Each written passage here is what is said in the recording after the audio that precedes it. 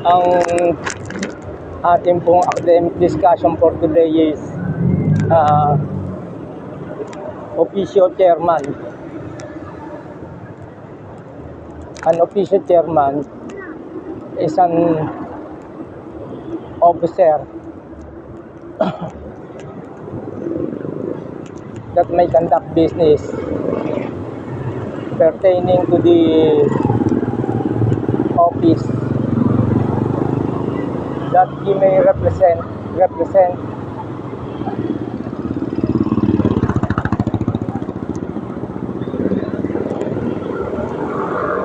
as chairman of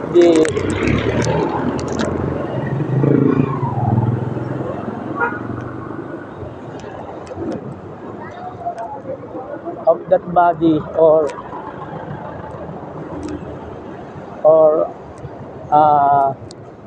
institution or office. The office chairman may represent the office, institution or establishment if he is a appointed or elected official. He may not receive emoluments or compensation to other office that he may hold as a co-chair, officio chairman. Not to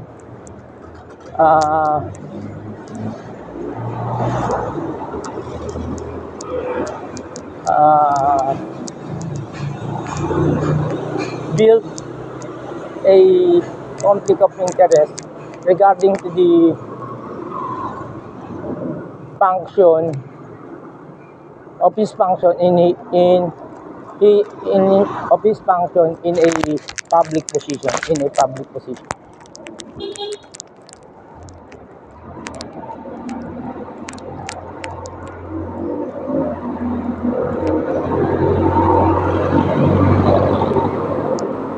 He's only serving as co-chairman of another office without emoluments to prevent conflict of interest.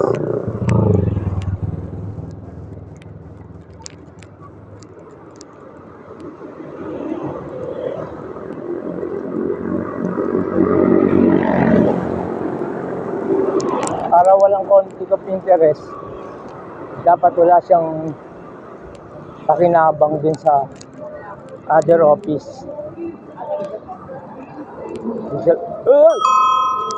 Ibig sabihin, kung di siya magbenepisyo doon sa isang opisina, wala magiging conflict of interest.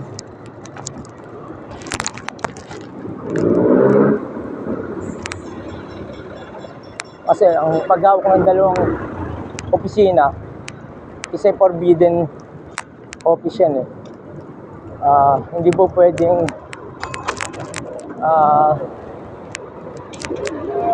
mag-represent o mag-handle ang isang public official ng panibagong office. Sabi po, you cannot serve two masters at the same time. Bawal po yun. Unforbidden office po yun. Conflict of interest po yun. Pero magiging allowable po siya kung wala pong emoluments or any salary compensation that he may receive.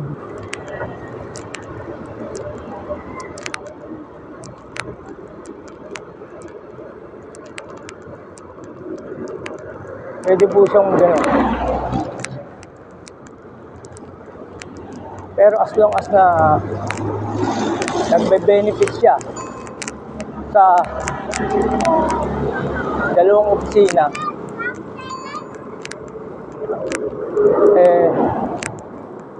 magiging bawal po yun.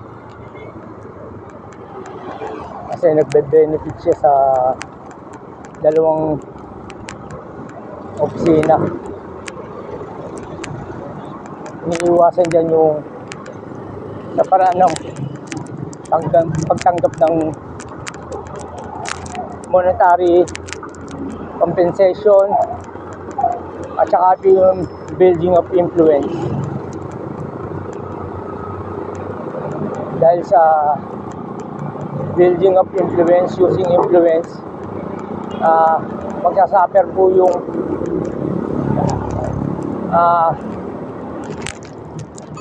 affected person or institution na may relasyon sa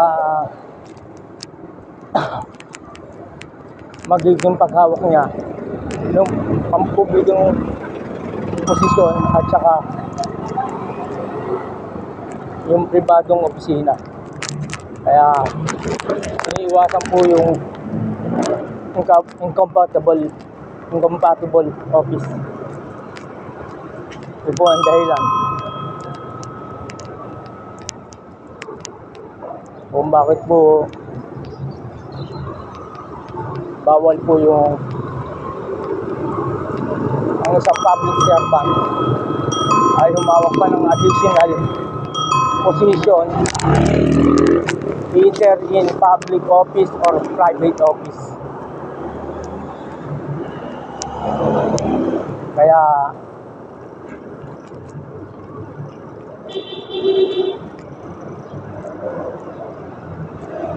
pwede po humawak ang isang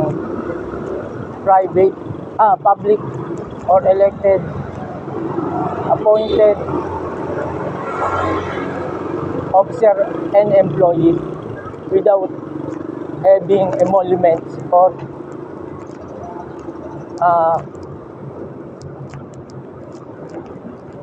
salary benefits that he may receive in holding another office.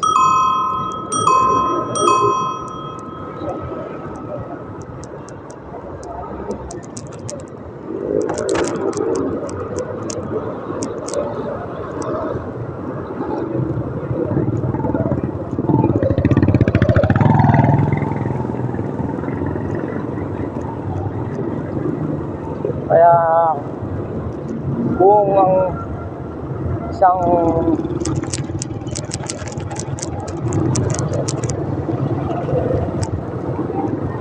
government employees, officer, official, gustong humawak ng additional position sa isang publiko o pribadong opisina, ay pwede naman po without emolument and using his influence as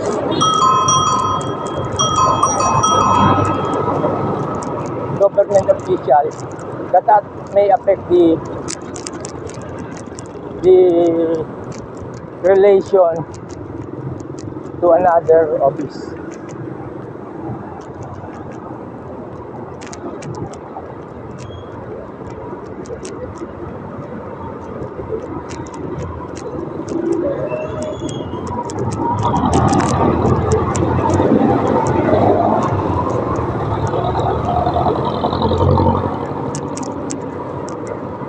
Kaya si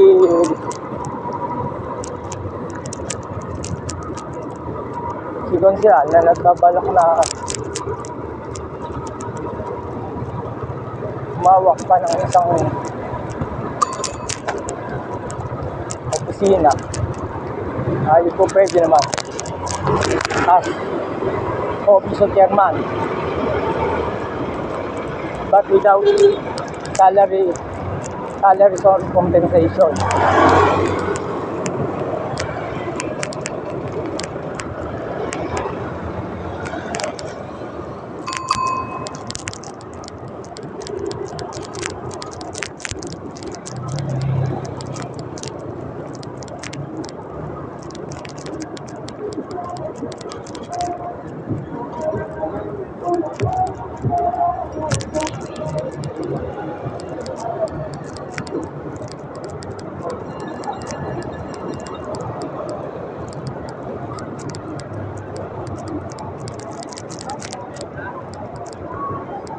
At saka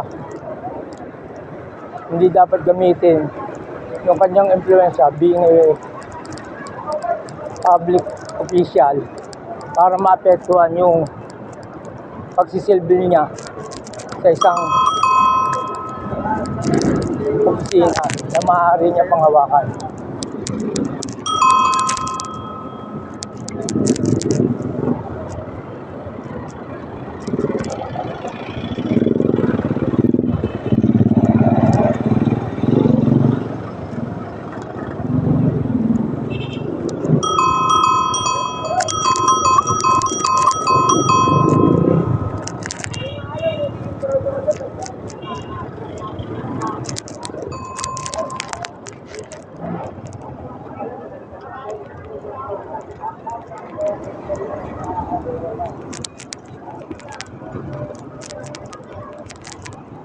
Yung gusto niya mangyari na tuloy-tuloy yung kanyang pag-aasikaso din sa recovery ng territorial boundaries ng bayan. Pwede naman kahit wala siya sa katungkulan. Yung nga lang, sa nga sa nireklamo niya yung financial na pangangailangan para matustusan yung sinabing paglalakad o pag-recover nung nasabing teritoryo. Hindi naman po pwedeng walang gastos yun dahil unang-una pagpunta pa lang ron